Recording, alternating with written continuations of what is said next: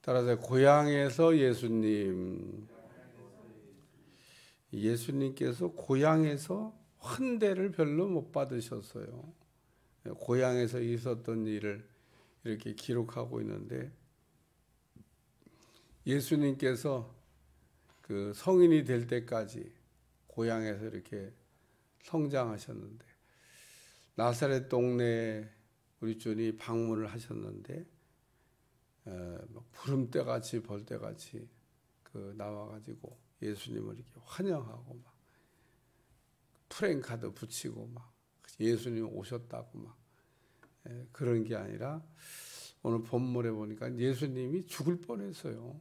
고향에 갔다가 그냥 예수님의 그 어찌할 수 없는, 손댈 수 없는 그 권위로 말미암아 그냥 살아오셨지, 예수님께서 만약에 그 사람들이 죽이려고 하는데 계획대로 했으면 밀쳐 떨어뜨리려고, 아마 죽이는 방법도 여기 보니까 밀쳐 떨어뜨리고자 하되 한 거 보니까 계획적인 살인을 하려고, 그냥 우리가 죽이려고 안 했어, 밀려서 떨어졌어, 뭐 이렇게 이야기, 거기까지 끌고 가가지고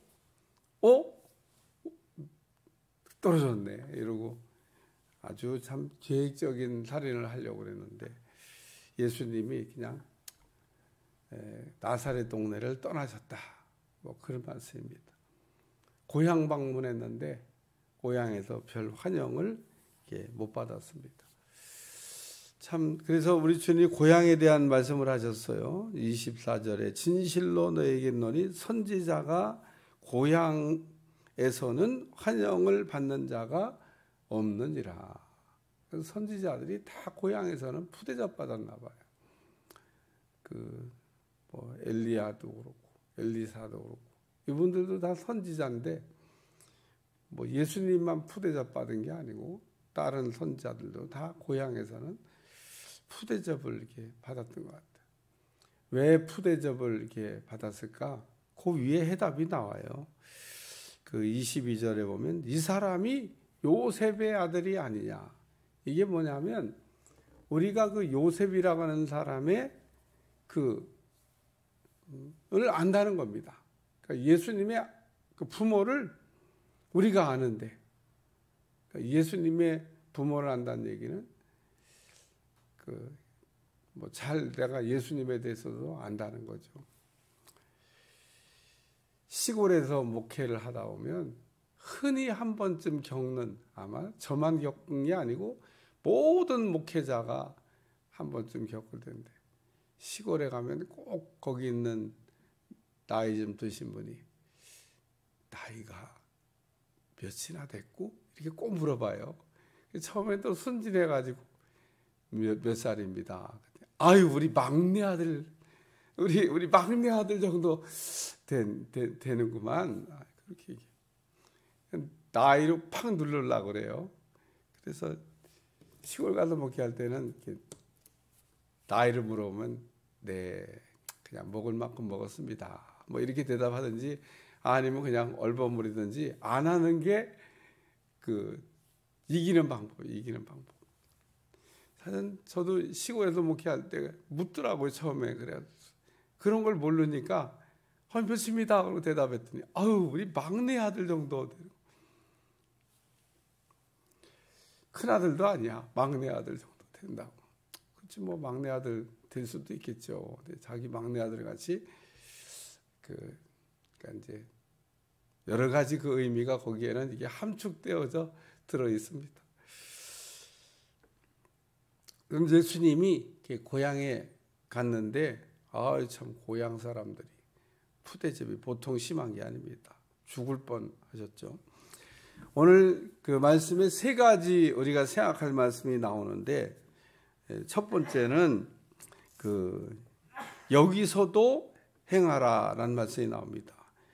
내 고향 여기서도 행하라 하리라. 그러면서 23절에 뭐 소문 듣자 그러니까 가버나움에서 뭐 엄청난 일을 했다던데, 그러니까 이 가버나움에서 예수님이 사역을 이렇게 막 기사와 이적과 뭐 표적과 이런 것들을 많이 보이시면서 이렇게 사역을 하셨습니다. 그러니까 이 가버나움에 있는 사람들이 얼마나 예수님의 그 놀라운 일들을 이렇게 많이 봤는지 모릅니다. 어떻게? 가버나움 분들이 많이 믿었겠죠? 성경에 가버나움 분들이 그렇게 보고도 안 믿었다고. 내가 가버나움에서 행한 그 놀라운 일들을 소돔과 고모라에서 만약에 행했더라 그러면 소돔과 고모라 사람들이 다 회개하고 예수 하나님 믿었을 거다. 그렇게 많은 걸 보여줘도 그렇게 안 믿는 사람은 참 처음 봤다. 그러니까 우리의 그 믿음이라고 하는 거가 이제 우리 속에서 이렇게 자라나고 있는데, 참 목회를 하면서 성도들의 믿음이 쑥쑥 자라는 걸 보면은 저는 목사의 가장 큰 기쁨이라고 생각을 합니다. 야, 말씀을 잘 들었구나. 또 말씀을 잘 믿고 있구나. 또 말씀의 역사가 역사하고 있구나. 뭐 이런 거 보면 뭐 그 어떤 것보다도 기쁨이죠. 왜냐하면 믿음으로 살고 있으니까. 하나님이 기뻐하는 모습으로 살고 있으니까 뭐 그것보다 더 감사드렸습니다.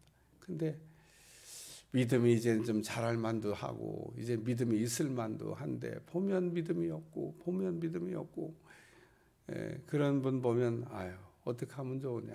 그리고 믿음이 안 자라는 걸 이렇게 보면서 또 어떤 때는 믿음이 있는 것 같다가 또 어느 날 보면 갑자기 믿음이 없어졌어요. 뭐야 이건 또. 아니 믿음이 있는 것 같은데 갑자기 또 믿음이 없는 사람 같아.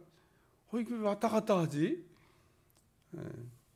거기 뭐 믿음이라는 게 온도계에서는 오르락내리락 해요. 근데 여러분 오르락내리락 할 수 있다 그러니까 믿음이 뭐 떨어질 수도 있고 뭐 믿음이 올라가. 목회를 이렇게 하나님이 어떤 일정한 수준에 딱 올려놓으면 거의 웬만해서 그 목회 수준이 안 떨어집니다. 하나님이 안 떨어뜨리셔요. 그러니까 우리의 믿음도 마찬가지입니다. 딱 하나님이 어떤 일정한 수준에 올려주시면 잘 안 떨어져요. 그게 막 올라갔다 내려갔다 하는 게 아니에요. 약간 기복은 있을 수 있지만 그렇게 막 갑자기 올라갔다 갑자기 떨어졌다 막 롤러코스터라고 하나? 그런 식으로 막 믿음이 하지는 않는다는. 그거는 뭔가 믿음에 아주 결정적인 하자가 있는 겁니다. 그러니까 보통 믿음이 이렇게 올라가서 어떤 수준에 있으면 그냥 그 믿음으로 대충 가요. 거의 뭐 큰 변동이 없이 그냥 더 올라가면 더 올라갔지. 오늘 여기 나사렛 예수님이 자라셨던 동네 사람들이 한마디로 믿음이 없다 그 얘기입니다. 믿음이. 야, 참 믿음 없는 사람들. 그러니까 믿음 없는 사람들은 보고 싶어해요. 믿으려고 하는 게 아니라 보고 싶어요. 보고 믿으려고 해요. 보면 믿음이 생기냐? 본다고 믿음이 생기는 게 아니고 반대로 믿으면 보여주십니다. 그러니까 여러분 이거를 잊어버리지 마세요. 보고 믿겠다 그러지 말고 믿으면 보여주신다고.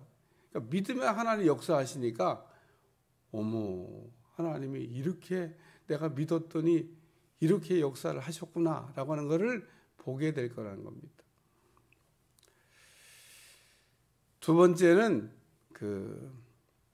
뿐이었더라라는 말씀이 나옵니다. 두 번 나왔어요. 사렙다 과부 얘기와 그리고 나만 이야기입니다. 엘리야 때는 사렙다 과부, 엘리사 때는 나만. 둘 다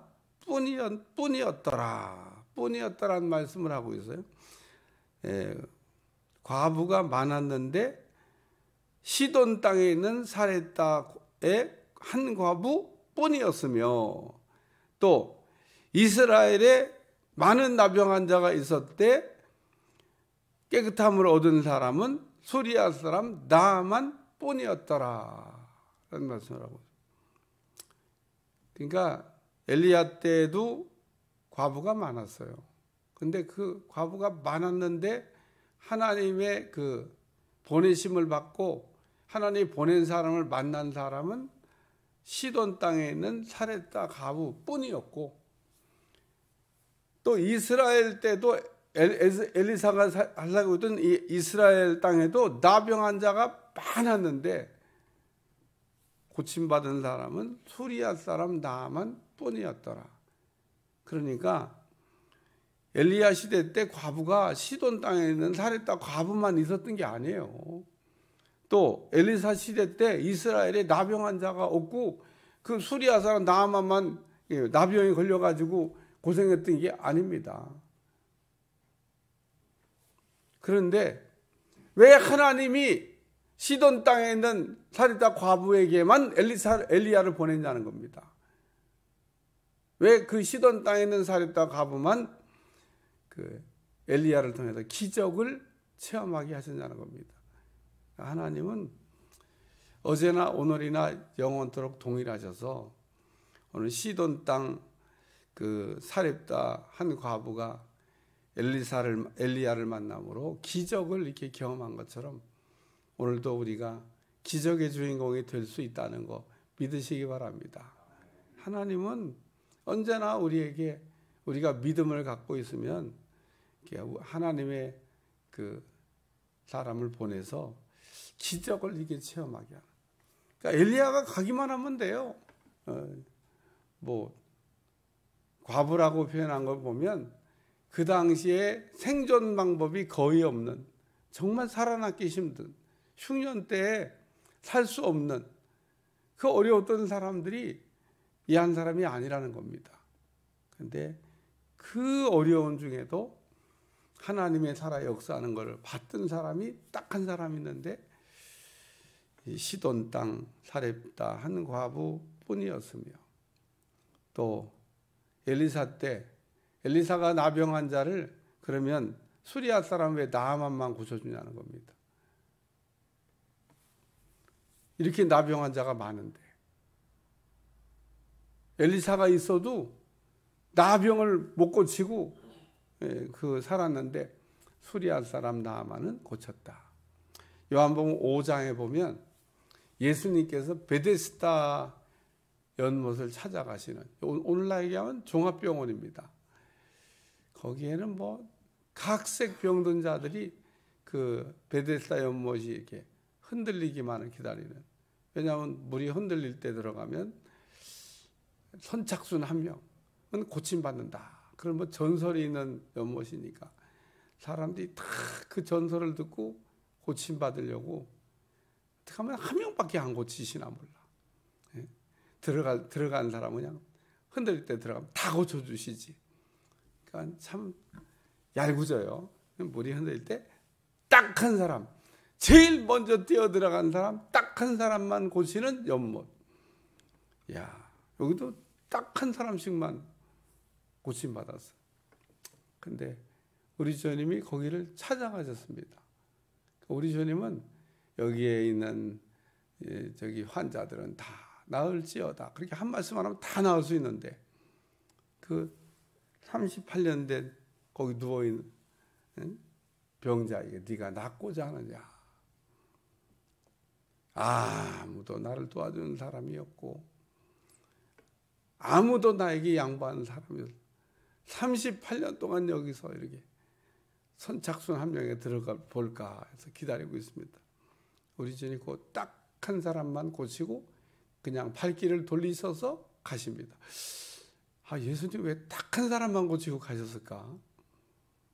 여기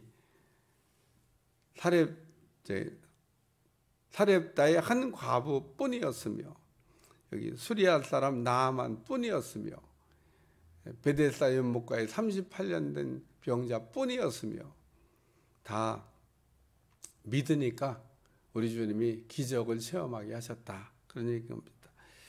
기적의 주인공이 되시기를 축원합니다. 세 번째는 죽이려고라는 말씀, 죽이려고. 예수님을 죽이려고. 왜 그러면 그 회당에서 죽이지 왜 동네 밖까지 밀고 나가서 이렇게 예수님을 죽이려고 하셨을까? 또 그런 때는 또 말씀이야. 그런 때.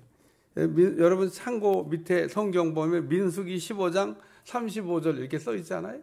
그 민수기 15장 35절을 찾아보시면 진 밖으로 나가서라는 말씀이 나옵니다. 그러니까 진 안에서 사람을 죽이면 안 돼. 그러니까 이 사람들은 아주 또 뭐 이런 때는 말씀이야. 그리고 진 밖에서 부정해지니까, 사람이 죽으면 부정해지잖아요. 그러니까 진 안에서 하면 진 안을 깨끗하게 해야 되니까 동네 안에서는 살인하면 안 돼. 동네 밖으로 예수님을 밀치고 나가가지고 죽이려고 했던 나사렛 동네 사람들의 이야기입니다. 예수님이 다시 가셨을까? 나사렛 동네 다시 갔다는 내용은 성경이 없어요. 그러니까 기회가 왔을 때 은혜를 잘 받지. 예수님이 그래도 30년 거기서 동네에 살았는데 다 아는 사람들일 거 아니에요. 요셉의 아들이 아니냐 그러잖아요. 그러니까 나사렛 동네에 사는 사람들이 예수님을 모르는 사람이 없어요. 어렸을 때부터 거기 살았는데 다 압니다. 그러니까 그리고 예수님이 뭐 그 공생애를 시작하시고 거기 떠난 지가 한 30년.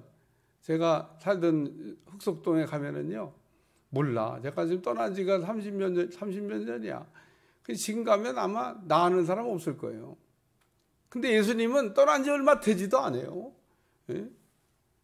30살 때까지 사시다가, 그리고 공생이 막 시작하시고 막 가셨는데, 그러니 얼마나 얼굴을 다 알고 그런 사람들인데 세상에 환대를 못할 망정 밀쳐갖고 죽이려고 아주 그것도 계획적으로 그런 일이 있었다 그 얘기입니다.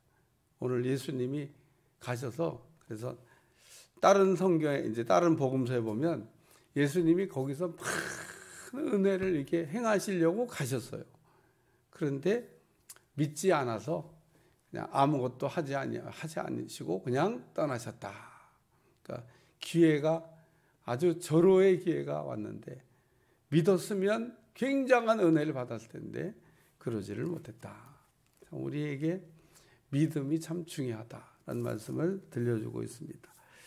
기도하겠습니다. 하나님, 고향에서 참으로 냉대받는 예수님에 관한 말씀입니다.